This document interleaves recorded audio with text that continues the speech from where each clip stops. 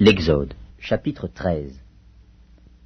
L'Éternel parla à Moïse et dit : Consacre-moi tout premier-né parmi les enfants d'Israël, tant des hommes que des animaux. Il m'appartient. Moïse dit au peuple : Souvenez-vous de ce jour où vous êtes sortis d'Égypte, de la maison de la servitude, car c'est par sa main puissante que l'Éternel vous en a fait sortir. On ne mangera point de pain levé.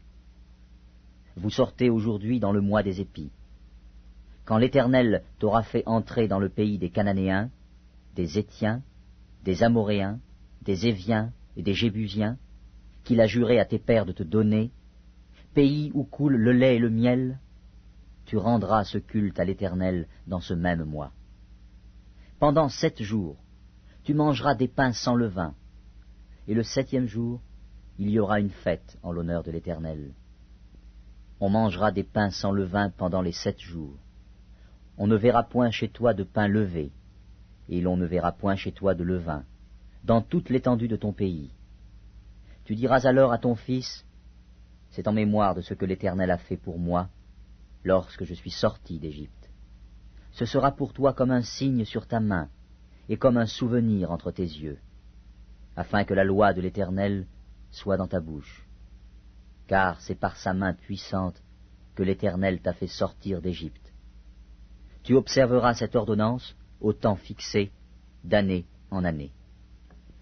Quand l'Éternel t'aura fait entrer dans le pays des Cananéens, comme il l'a juré à toi et à tes pères, et qu'il te l'aura donné, tu consacreras à l'Éternel ton premier-né, même tout premier-né des animaux que tu auras. Les mâles appartiennent à l'Éternel. Tu rachèteras avec un agneau tout premier-né de l'âne, et, si tu ne le rachètes pas, tu lui briseras la nuque. Tu rachèteras aussi tout premier-né de l'homme parmi tes fils. Et lorsque ton fils te demandera un jour : que signifie cela ? Tu lui répondras : par sa main puissante, l'Éternel nous a fait sortir d'Égypte, de la maison de la servitude. Et, comme Pharaon s'obstinait à ne point nous laisser aller, l'Éternel fit mourir tous les premiers-nés dans le pays d'Égypte, depuis les premiers-nés des hommes jusqu'aux premiers-nés des animaux. Voilà pourquoi j'offre en sacrifice à l'Éternel tout premier-né des mâles, et je rachète tout premier-né de mes fils. Ce sera comme un signe sur ta main, et comme des frontaux entre tes yeux, car c'est par sa main puissante que l'Éternel nous a fait sortir d'Égypte. Lorsque Pharaon laissa aller le peuple, Dieu ne le conduisit point par le chemin du pays des Philistins, quoique le plus proche. Car Dieu dit : le peuple pourrait se repentir en voyant la guerre, et retourner en Égypte. Mais Dieu fit faire au peuple un détour par le chemin du désert, vers la mer Rouge. Les enfants d'Israël montèrent en armes hors du pays d'Égypte.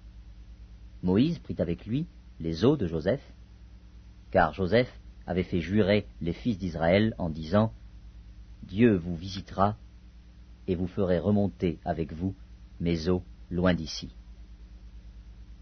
Ils partirent de Sukkot, et ils campèrent à Étam, à l'extrémité du désert.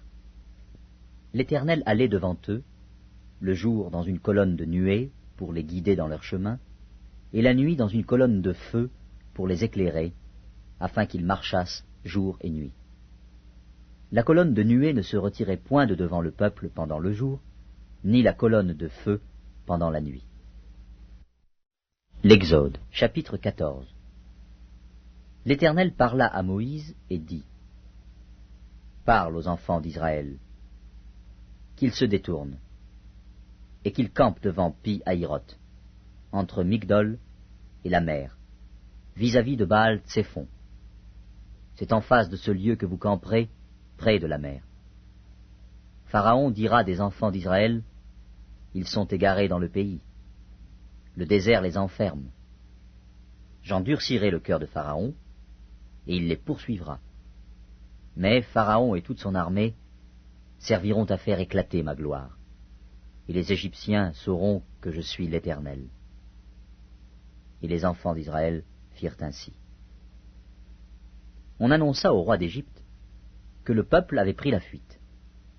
Alors le cœur de Pharaon et celui de ses serviteurs furent changés à l'égard du peuple.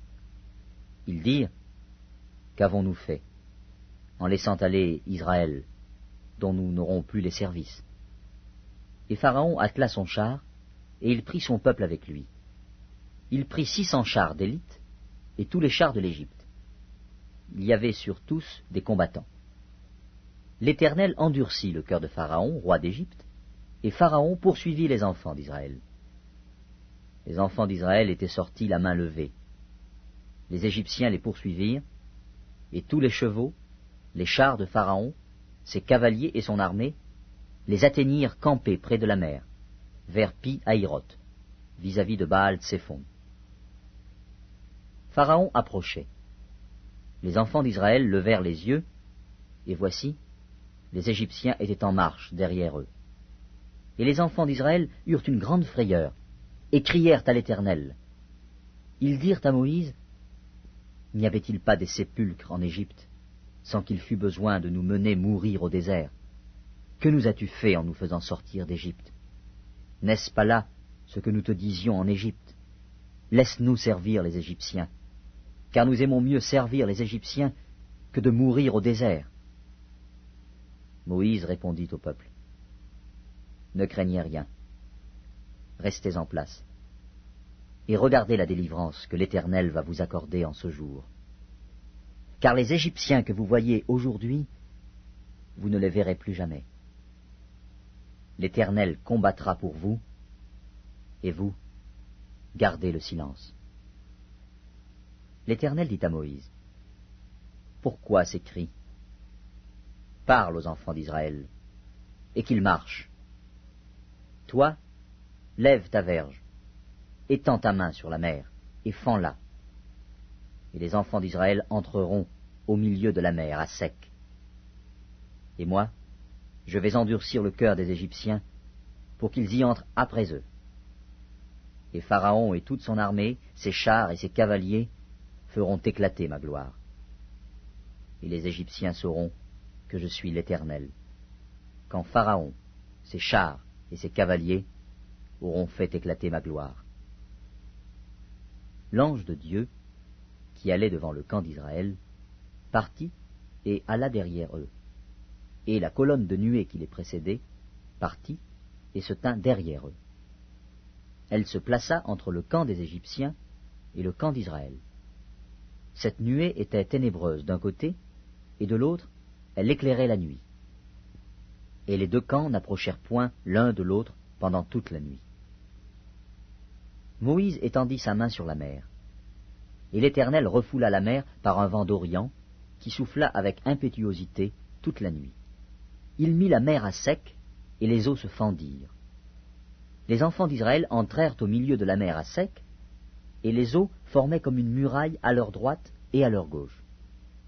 Les Égyptiens les poursuivirent, et tous les chevaux de Pharaon, ses chars et ses cavaliers, entrèrent après eux au milieu de la mer. À la veille du matin, l'Éternel, de la colonne de feu et de nuée, regarda le camp des Égyptiens, et mit en désordre le camp des Égyptiens. Il ôta les roues de leurs chars, et en rendit la marche difficile. Les Égyptiens dirent alors, « Fuyons devant Israël, car l'Éternel combat pour lui, contre les Égyptiens. » L'Éternel dit à Moïse, « Étends ta main sur la mer, et les eaux reviendront sur les Égyptiens, sur leurs chars et sur leurs cavaliers. » Moïse étendit sa main sur la mer, et vers le matin, la mer reprit son impétuosité, et les Égyptiens s'enfuirent à son approche. Mais l'Éternel précipita les Égyptiens au milieu de la mer. Les eaux revinrent et couvrirent les chars, les cavaliers et toute l'armée de Pharaon, qui était entrée dans la mer après les enfants d'Israël. Et il n'en échappa pas un seul. Mais les enfants d'Israël marchèrent à sec au milieu de la mer, et les eaux formaient comme une muraille à leur droite et à leur gauche. En ce jour, l'Éternel délivra Israël de la main des Égyptiens. Et Israël vit, sur le rivage de la mer, les Égyptiens qui étaient morts. Israël vit la main puissante que l'Éternel avait dirigée contre les Égyptiens, et le peuple craignit l'Éternel, et il crut en l'Éternel et en Moïse, son serviteur. L'Exode, chapitre 15. Alors, Moïse et les enfants d'Israël chantèrent ce cantique à l'Éternel. Ils dirent, « Je chanterai à l'Éternel, car il a fait éclater sa gloire. Il a précipité dans la mer le cheval et son cavalier.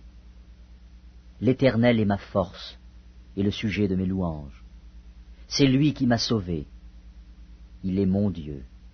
Je le célébrerai. Il est le Dieu de mon Père. Je l'exalterai. L'Éternel est un vaillant guerrier. L'Éternel est son nom. Il a lancé dans la mer les chars de Pharaon et son armée. Ses combattants d'élite ont été engloutis dans la mer Rouge. Les flots les ont couverts. Ils sont descendus au fond des eaux comme une pierre. Ta droite, ô Éternel, a signalé sa force. Ta droite, ô Éternel, a écrasé l'ennemi. Par la grandeur de ta majesté, tu renverses tes adversaires. Tu déchaînes ta colère. Elle les consume comme du chaume. Au souffle de tes narines, les eaux se sont amoncelées. Les courants se sont dressés comme une muraille. Les flots se sont durcis au milieu de la mer. L'ennemi disait, « Je poursuivrai, j'atteindrai, je partagerai le butin. Ma vengeance sera assouvie. Je tirerai l'épée, ma main les détruira. » Tu as soufflé de ton haleine. La mer les a couverts. Ils se sont enfoncés comme du plomb dans la profondeur des eaux. Qui est comme toi parmi les dieux, ô Éternel? Qui est comme toi magnifique en sainteté, digne de louange, opérant des prodiges? Tu as étendu ta droite, la terre les a engloutis. Par ta miséricorde tu as conduit, tu as délivré ce peuple. Par ta puissance tu le diriges vers la demeure de ta sainteté. Les peuples l'apprennent, et ils tremblent. La terreur s'empare des Philistins. Les chefs d'Édom s'épouvantent. Un tremblement saisit les guerriers de Moab. Tous les habitants de Canaan tombent en défaillance. La crainte et la frayeur les surprendront. Par la grandeur de ton bras, ils deviendront muets comme une pierre, jusqu'à ce que ton peuple soit passé, ô Éternel, jusqu'à ce qu'il soit passé, le peuple que tu as acquis. Tu les amèneras, et tu les établiras sur la montagne de ton héritage, au lieu que tu as préparé pour ta demeure, ô Éternel, au sanctuaire, Seigneur, que tes mains ont fondé. L'Éternel régnera éternellement et à toujours. Car les chevaux de Pharaon, ses chars et ses cavaliers sont entrés dans la mer, et l'Éternel a ramené sur eux les eaux de la mer. Mais les enfants d'Israël ont marché à sec au milieu de la mer. Marie, la prophétesse, sœur d'Aaron, prit à sa main un tambourin, et toutes les femmes vinrent après elle, avec des tambourins et en dansant. Marie répondait aux enfants d'Israël, « Chantez à l'Éternel, car il a fait éclater sa gloire. Il a précipité dans la mer le cheval et son cavalier. » Le peuple d'Israël dans le désert. Moïse fit partir Israël de la mer Rouge. Ils prirent la direction du désert de Shur, et, après 3 journées de marche dans le désert, ils ne trouvèrent point d'eau. Ils arrivèrent à Mara, mais ils ne purent pas boire l'eau de Mara, parce qu'elle était amère. C'est pourquoi ce lieu fut appelé Mara. Le peuple murmura contre Moïse en disant, « Que boirons-nous » Moïse cria à l'Éternel, et l'Éternel lui indiqua un bois qu'il jeta dans l'eau, et l'eau devint douce. Ce fut là que l'Éternel donna au peuple des lois et des ordonnances, et ce fut là qu'il le mit à l'épreuve. Il dit, « si tu écoutes attentivement la voix de l'Éternel, ton Dieu, si tu fais ce qui est droit à ses yeux, si tu prêtes l'oreille à ses commandements, et si tu observes toutes ses lois, je ne te frapperai d'aucune des maladies dont j'ai frappé les Égyptiens, car je suis l'Éternel qui te guérit. Ils arrivèrent à Élim, où il y avait 12 sources d'eau et 70 palmiers. Ils campèrent là, près de l'eau.